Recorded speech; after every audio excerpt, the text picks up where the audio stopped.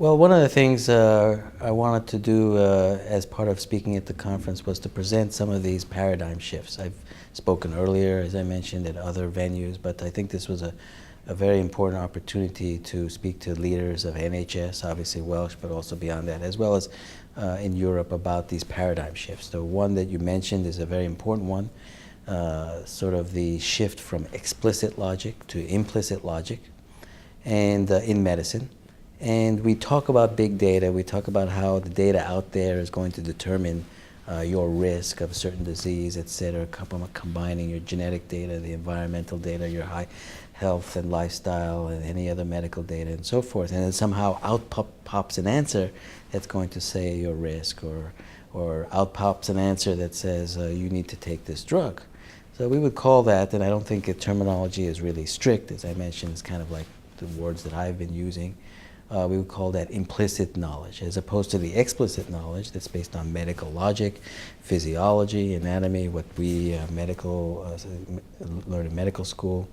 And then you can understand that logic, and doctors can understand that logic. So we're giving you this drug because this is the way that disease unfolds, and there's an explanatory power to that. And even we learn in medical school, it's not just about the science, but the art, that explanatory power. Oh, I have diabetes because of this. And that helps, so obviously in the treatment, but also helps in the understanding.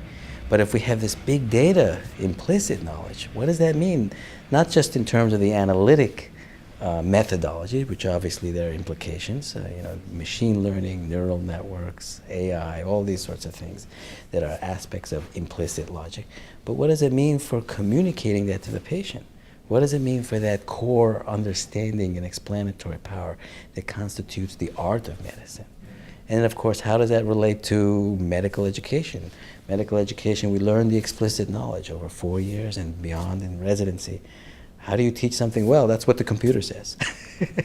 How do you learn to, in the future, when we are having these artificial intelligence where the doctor and the patient are interpreting that and integrating it with the conventional science, well, conventional, but the explicit logic, and integrating it with the art. I'm not sure if these issues have been really addressed so directly, and one of my purposes in this conference was the great opportunity to bring that to the attention of some leaders in digital healthcare. So thank you. With respect to open innovation at Samsung, we have 5 core values at the company.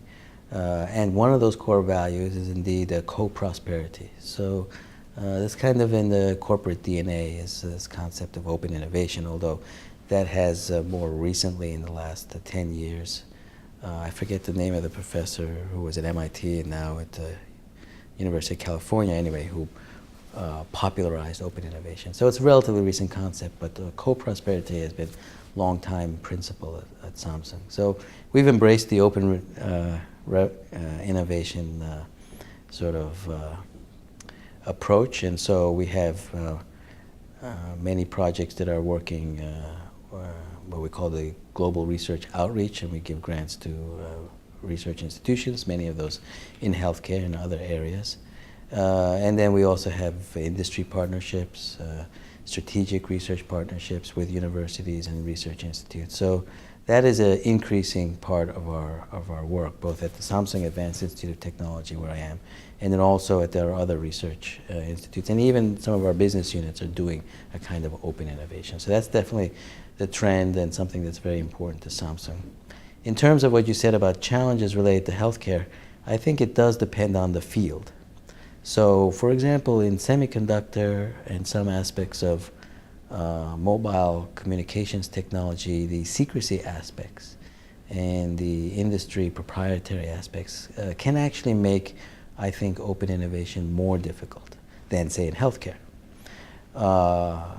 And so one of the challenges has been that those paradigms in the semiconductor and mobile communications industry, we need to open up more when it comes to healthcare. So I actually think that in healthcare, open innovation is easier.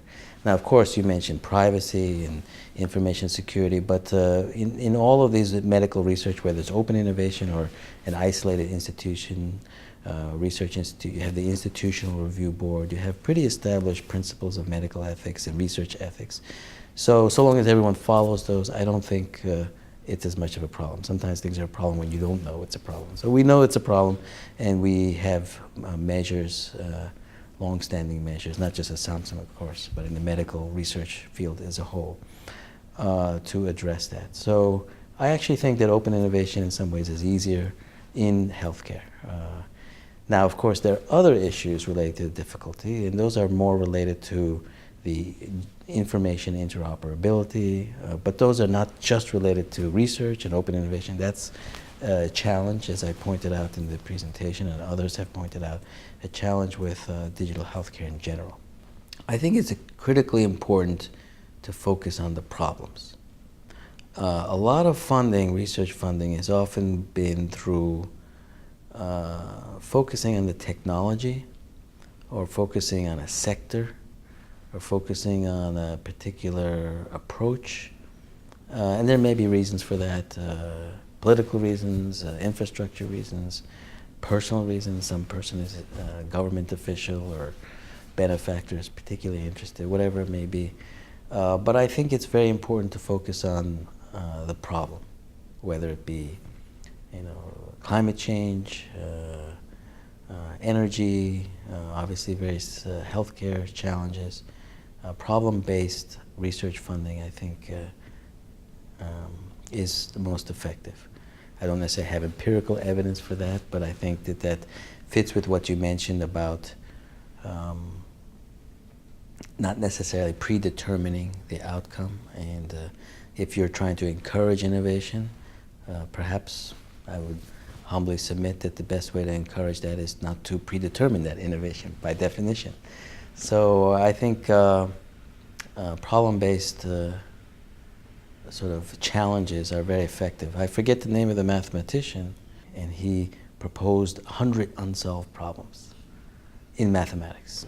Now they may not be practical problems like, how to solve energy problem, whatever, but they were of great significance to mathematicians. And just the fact that he had those problems outlined inspired a great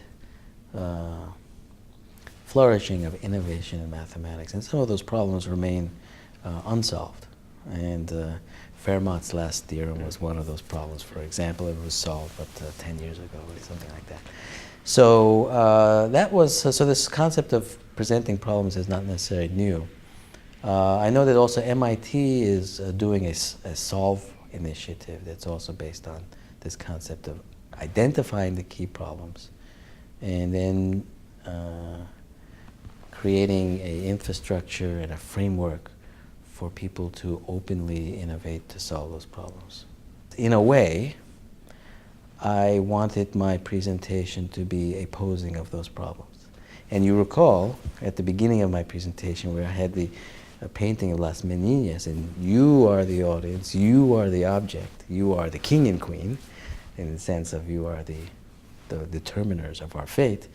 I wanted me just to present some problems, not necessarily here's what you have to do, this is what this is, and this is the trend, some guru, but to present these problems, and in being aware of them, we can come up with the innovation necessary to solve them. I mean, that's what we all want to do ultimately.